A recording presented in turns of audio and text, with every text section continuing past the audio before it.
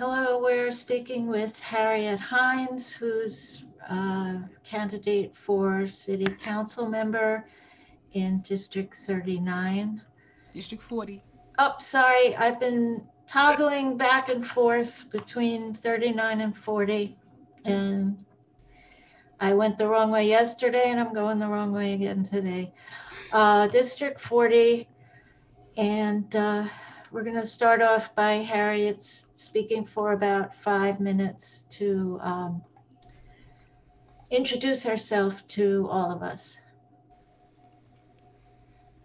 I can go now? Yes, take it away. All right. My name is Harriet Hines. I am a community activist, person with a physical disability, single mother of 3 children, president of Parade Grounds Friends of Parks, member of the Baptist Church of Redeemer, co-vice president of PS 139, elected member of Democratic County Committee, 43 years resident of our district, and candidate for City Council. As a community resident, I have seen a lot of people come and go and have seen a lot of changes, all of which were not necessarily for the betterment of our neighborhood.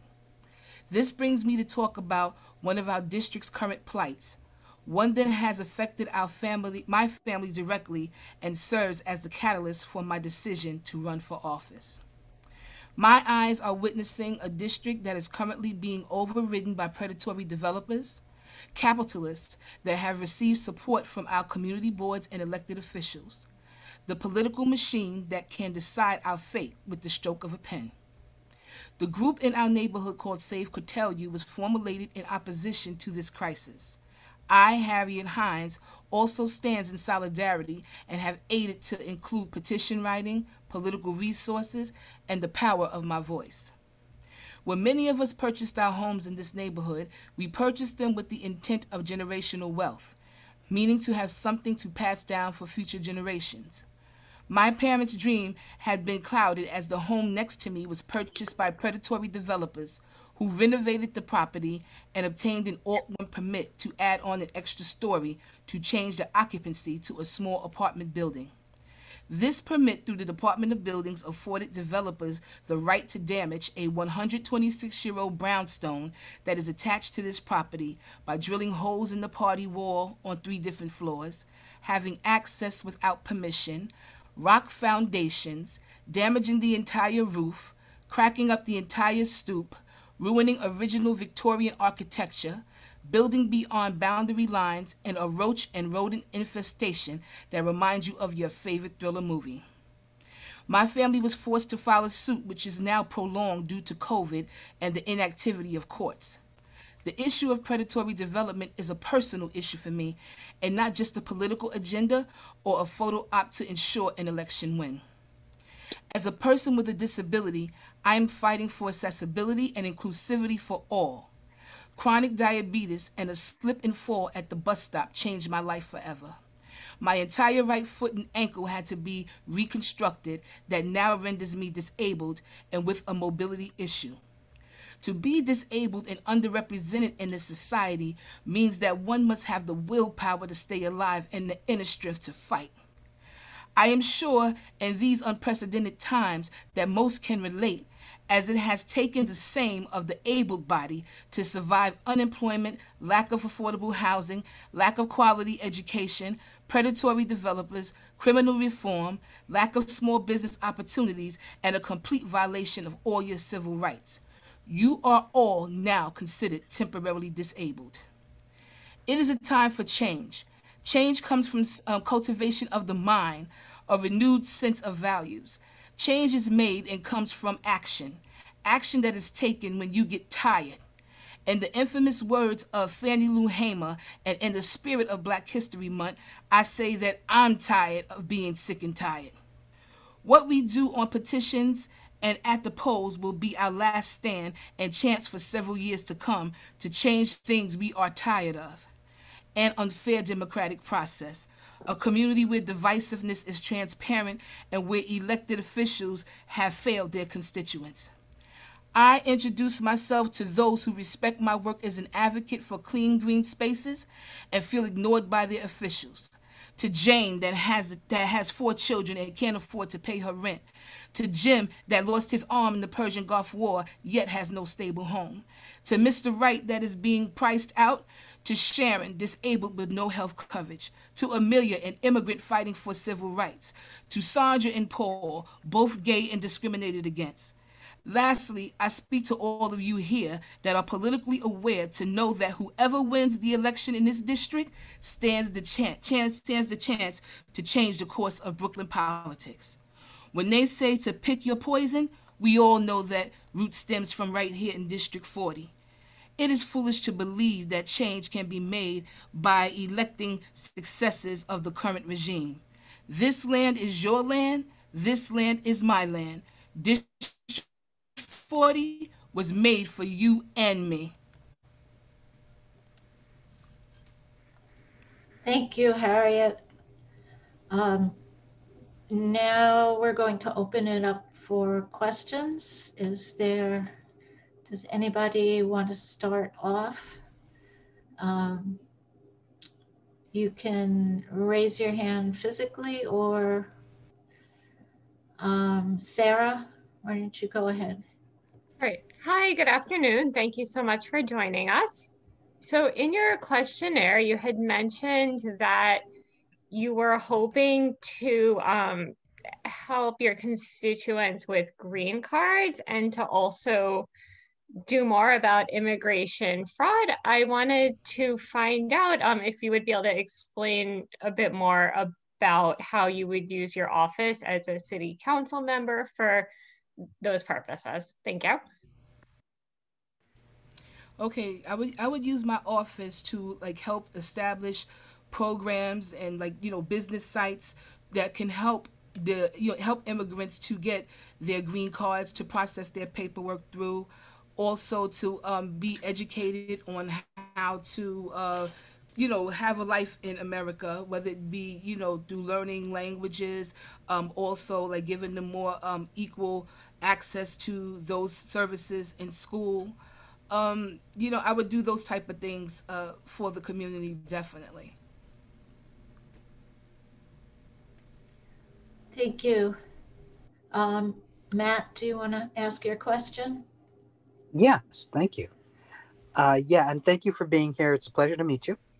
And two questions. One, of the 36 committees that the council has, what would you do if you were put on a committee that you were not, that was not one of your campaign issue, that's related to something that's not one of your campaign issues? And the second question is, uh, can you say something about what you think of the current Brooklyn Democratic Party and its status?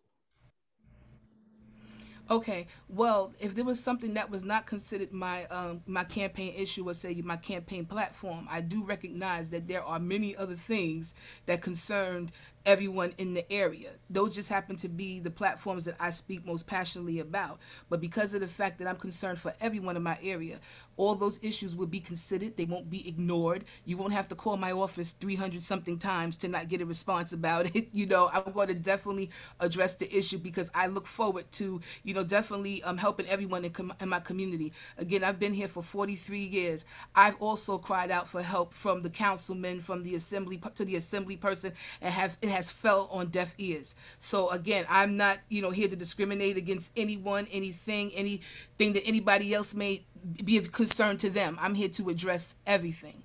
And as far as the Brooklyn Democratic County Committee, I am one of the 8 members on the current lawsuit that is suing the Brooklyn Democratic County Committee for their lack of transparency, lack of democracy, just for their complete and total discrimination against everyone here in Brooklyn and against people within the party, elected members within the party.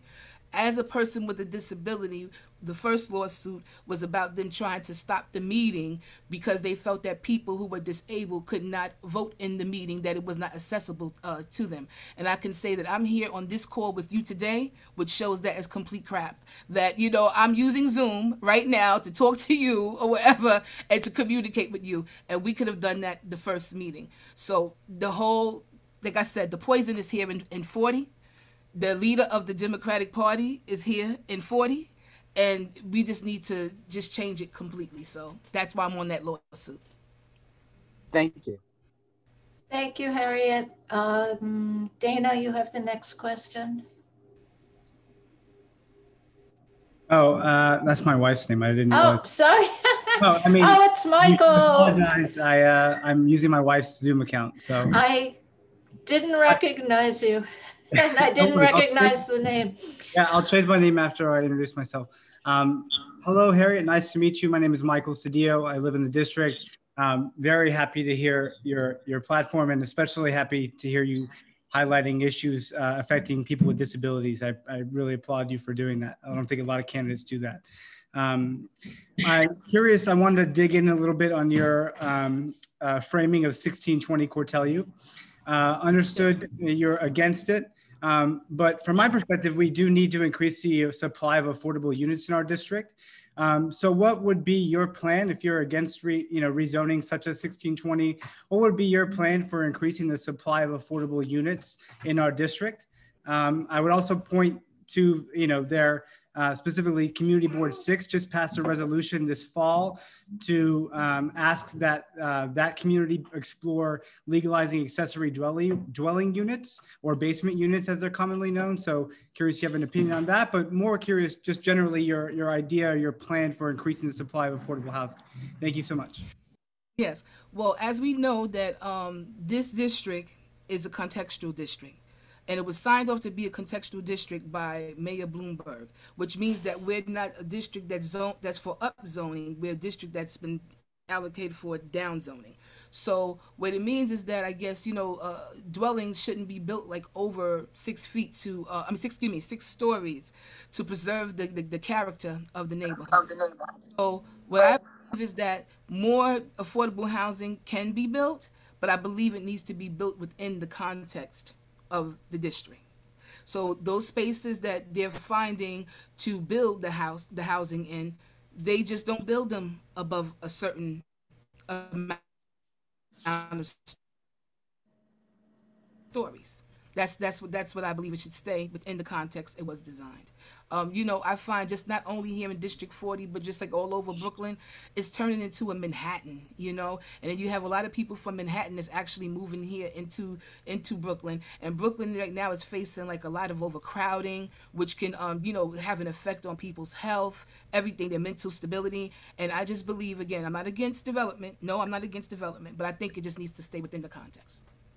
And you did ask me something else. What was it? I'm sorry. Yeah. So if we are suspicious of or against, or maybe you just literally said not against development, but if suspicious of development or want contextualized development, one of the ways in which you can directly advocate for contextualized development is to acknowledge the existing spaces that we have in our district. For example, a lot of homeowners rent out their basement unit, which is not legal as it currently stands.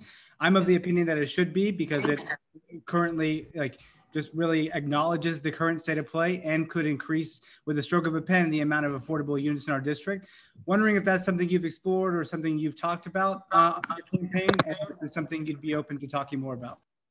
Well, I mean, to be honest with you, that's not something that I've explored, but it's something that I would be open to talk about, because I know that, usually basement apartments are considered legal, if they're built at street level. But now when we talk about going underneath or whatever, under a six cellar kind of sub, that is definitely considered to be illegal. But I'm saying that's something that we can definitely explore and we can talk about. Yeah. I guess if it's to be safe and stuff like that, then maybe it's possible that could possibly happen. Okay. Thank you so much. And I will note a couple of people reacted in the chat, and there is a bill in the state right now, I believe Assemblymember Epstein has introduced. But I will stop talking now. Let others. Thank you so much, Ellen, for calling on me. Yes. Thank you, Michael, and for your question, and thank you, Harriet. Marion has the next question. Hi. Good afternoon. Ms. Hines, I have a question also about development. Eric Adams and the current incumbent, Matthew Eugene, have proposed building about 130 affordable units at Church and Bedford. Now, who would argue against affordable housing? At this point, for that particular site, there are other competing factors, and I'll name them. One is that by using existing housing and upgrading them, the environmental impact is much less. Two, this district is close to the bottom of community board districts in terms of green space available, accessible to the community. And three, that site might be African American burial ground. So there are a number of factors here. Given all those policy issues, how would you prioritize them? Well, let me see. Okay, well, again, as I explained to Michael or whatever, like, I am within, I am for the whole context of the district.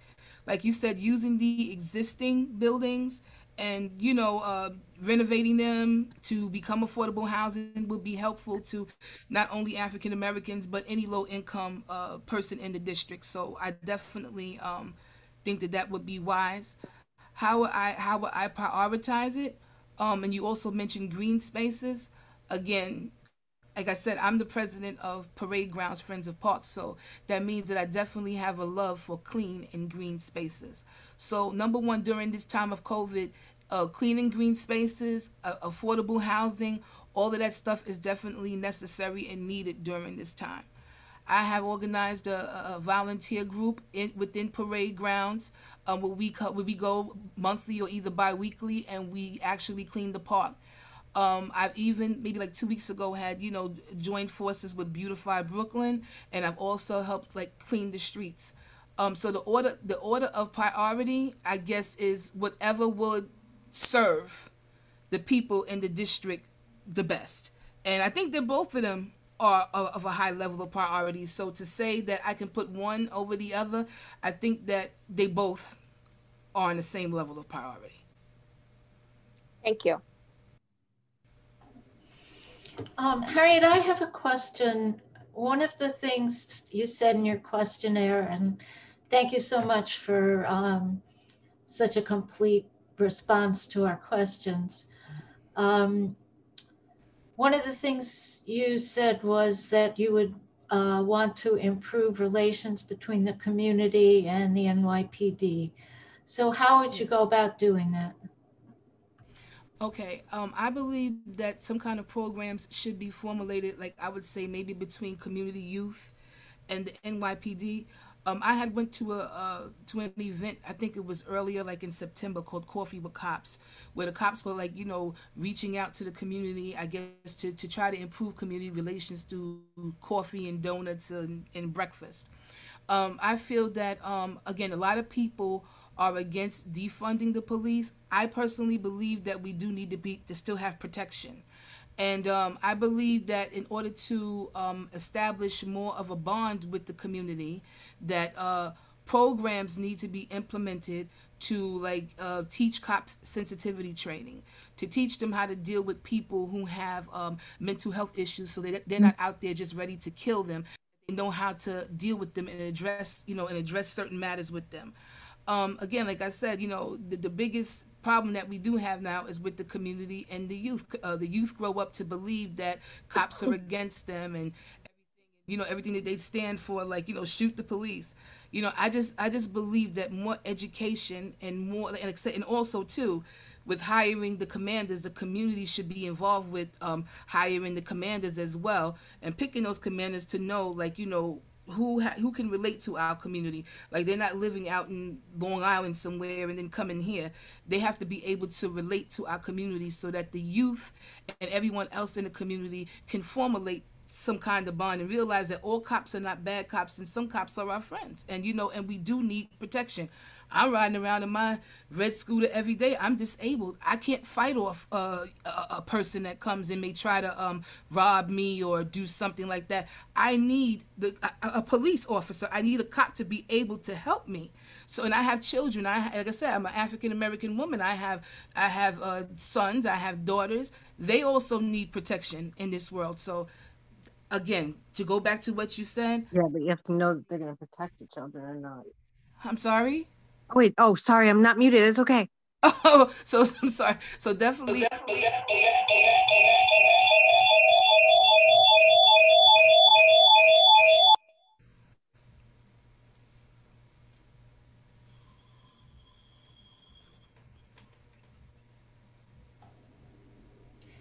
Am I not? Harriet, the last part of your answer, the very last sentence was cut off. Could you repeat it?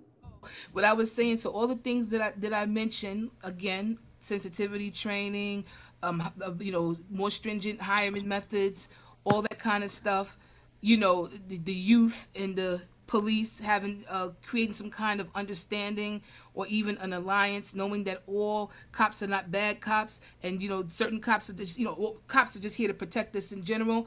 I believe that if we recognize those things, expound upon those things, that we can sort of improve relations between the community and the police. Okay, thank you. Another thing that we wanted to make sure to ask about was you gave a very complete answer in your questionnaire to issues, to question about healthcare, but I think a lot of your response had to do with Medicaid funding. And I'm wondering um, what you would say about increasing access to people who have other kinds of health insurance, and also whether you're a supporter of the New York Health Act. Yes, I'm a supporter of the New York Health Act, and I'm a supporter of people other than people who need Medicaid or Medicare to have better access to health insurance. The co-pays that people pay are like extremely high. I think that there's a way that we possibly can deal with that by taxing the rich or whatever, so that way some of that money can also be brought over with healthcare to help offset some of the extreme costs. There are a lot of people who have, like, the private health insurances that really can't even afford to pay them out of their paychecks, and like I said, they can't, because of the co-pays are so high, they can't even afford to go to the doctor. So again, as a disabled person, I speak from the aspect of Medicaid and Medicare, but as a disabled person who also care for the able body, I recognize that healthcare is also a problem for the average working person as well. Thank you. We're running over time, so we need to finish up. But does anybody else have any last questions before we do? Um, Let me ask one quick question at the end. Another thing that you mentioned in your questionnaire was that um, part of your plan was to rid the streets of drug and alcohol abusers, making the sidewalks their homes. Right. How would you do that, and how would you address the issue of homelessness in our area? Well, first I would try to allocate, so have certain monies allocated for the creation of more programs dealing with mental health, because I've noticed that during COVID, a lot of people's health have been mental health and mental health has been affected, by COVID. And again, from where I live at, when you walk around the corner on East 21st Street, I mean, I see heroin addicts nodding off. I see alcoholics laid out in the street, with their food scattered all over the place.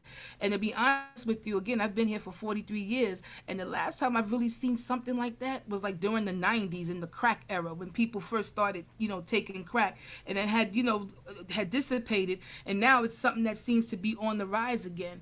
And like I said, when I go through the streets with my children, I have to look at people coming down the street in their wheelchair begging for money, with cars and stuff like that, and I don't want my children to be around that. So I think that this right here needs to be addressed or whatever, so that people in the community don't have to see this, that these people can go get help.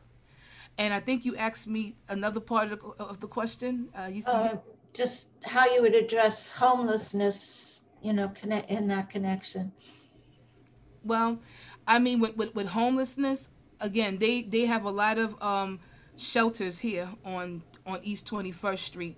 What I think that how I would address it, I think what's going to eventually happen, I'm not for sure, but a lot of these buildings that have all of these vacant apartments that these developers have purchased, and then now they're being foreclosed upon because they can't keep up with the payments on these buildings. That's why you're seeing a lot of them being vacant.